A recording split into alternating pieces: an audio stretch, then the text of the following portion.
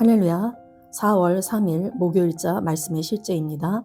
하나님의 궁극적인 목적, 하나님의 궁극적인 목적. 오늘의 본문은 요한복음 17장 22절 말씀입니다. 내게 주신 영광을 내가 그들에게 주었사오니 이는 우리가 하나가 된 것 같이 그들도 하나가 되게 하려 함이니이다.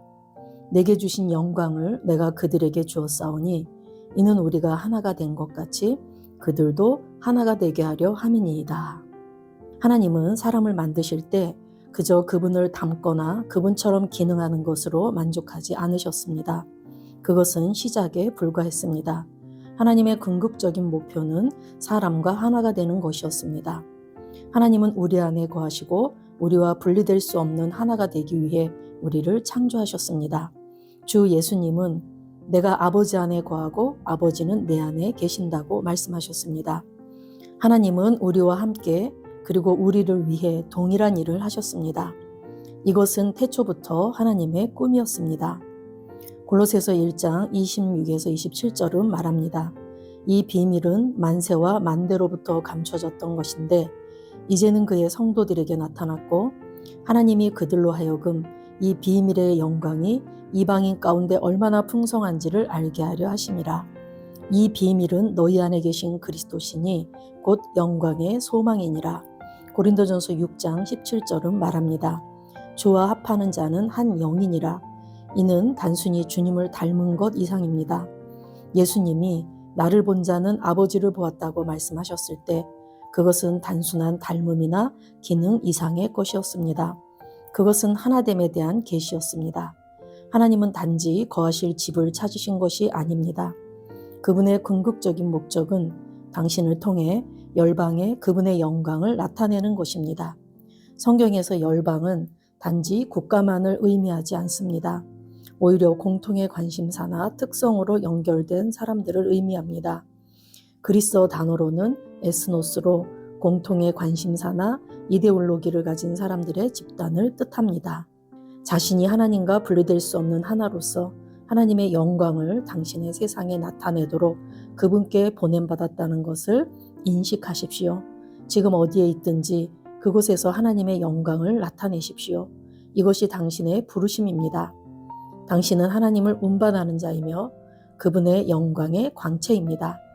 하나님의 영광이 당신 안에 있으므로 당신은 그분의 영광을 나타내고 세상에 영향을 끼칠 수 있습니다. 할렐루야. 오늘의 참고 성경 이사야 60장 1절에서 3절 말씀에 보면 일어나라 빛을 발하라 이는 내 빛이 이르렀고 여호와의 영광이 내 위에 임하였음이니라. 보라 어둠이 땅을 덮을 것이며 캄캄함이 만민을 가리려니와 오직 여호와께서 내 위에 임하실 것이며 그의 영광이 내 위에 나타나리니 나라들은 내 빛으로 왕들은 비치는 내 광명으로 나아오리라.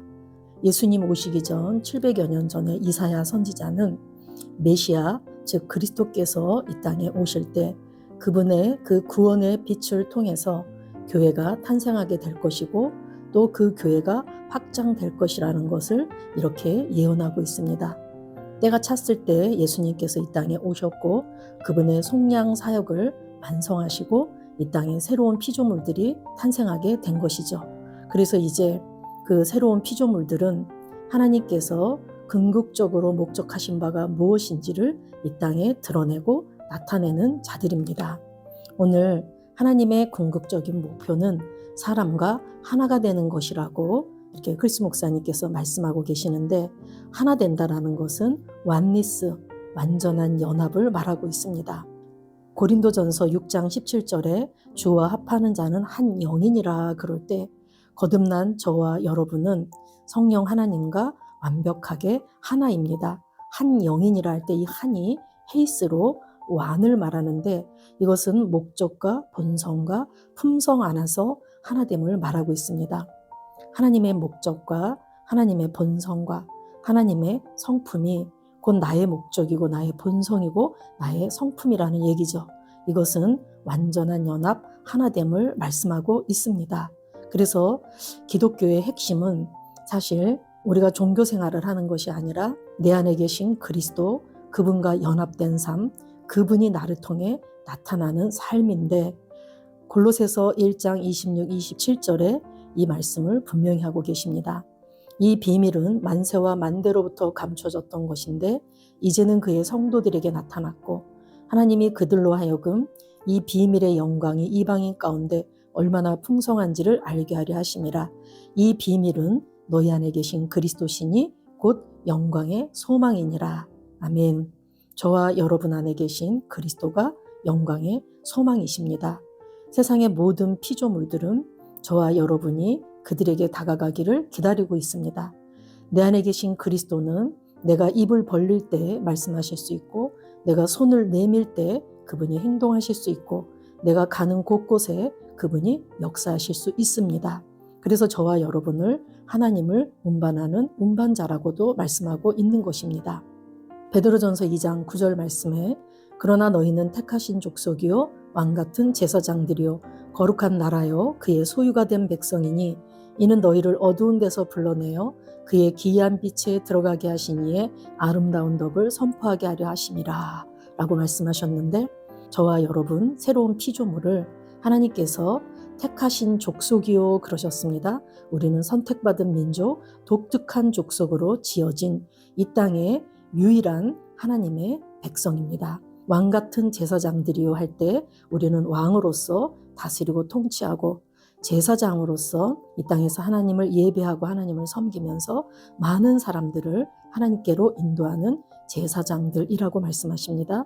또한 거룩한 나라요 그의 소유가 된 백성이라. 그래서 우리는 구별된 백성, 그분의 소유가 된 백성이라고 말씀하고 있습니다. 저와 여러분에게 이러한 신분을 주신 이유는 무엇입니까?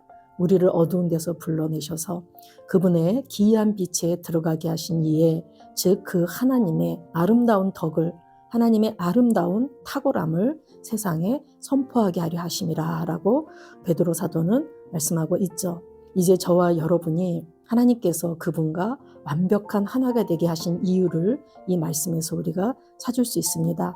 우리를 이렇게 탁월한 존재로 이렇게 독특한 족속으로 우리를 왕같은 제사장으로 삼아주신 이유는 세상의 모든 사람들에게 하나님이 어떠한 분이신지를 알리고 또한 그분의 영광을 나타내서 그분과 하나 된 우리를 보고 세상 사람들이 하나님을 찬양하도록 하나님께 영광을 올려드리도록 하기 위함이라고 말씀하고 있습니다. 요한복음 17장에 예수님께서는 대제사장의 기도를 하실 때 내게 주신 영광을 내가 그들에게 주었다라고 말씀하고 있습니다. 예수님은 이 땅에서 아버지와 나는 하나다라고 말씀하셨고 그 아버지께서 주신 그 모든 영광을 이제 우리에게 주었다라고 말씀하시죠. 그래서 그분과 내가 하나 되어서 그분의 영광이 내 안에 들어왔고 나는 이제 그분의 목적으로 그분의 본성으로 그분의 품성으로 살 수 있는 자가 되었습니다. 이제 저와 여러분이 하나님을 운반하는 운반자라는 것을 인식하시고 세상 열방의 그 많은 사람들에게 하나님의 영광을 나타내는 삶을 살아야 될 줄로 믿습니다. 우리 마지막 문단을 새기시면서 다시 한번 읽어보겠습니다. 자신이 하나님과 분리될 수 없는 하나로서 하나님의 영광을 당신의 세상에 나타내도록 그분께 보냄을 받았다는 것을 인식하십시오. 지금 어디에 있든지 그곳에서 하나님의 영광을 나타내십시오. 이것이 당신의 부르심입니다. 당신은 하나님을 운반하는 자이며 그분의 영광의 광채입니다. 하나님의 영광이 당신 안에 있으므로 당신은 그분의 영광을 나타내고 세상에 영향을 끼칠 수 있습니다. 할렐루야. 아멘. 우리 기도 2번 하시겠습니다. 사랑하는 아버지, 나를 열방에 하나님의 영광을 운반하는 자로 삼으시니 감사합니다. 나는 지혜, 탁월함, 은혜로 나의 부르심을 행하며 하나님의 영광을 위해 나의 세상에 영향력을 끼치고 변화를 일으킵니다. 예수 이름으로 기도합니다. 아멘. 사랑하는 아버지, 나를 열방에 하나님의 영광을 운반하는 자로 삼으시니 감사합니다. 나는 지혜, 탁월함, 은혜로 나의 부르심을 행하며 하나님의 영광을 위해 나의 세상에 영향력을 끼치고 변화를 일으킵니다. 예수 이름으로 기도합니다. 아멘.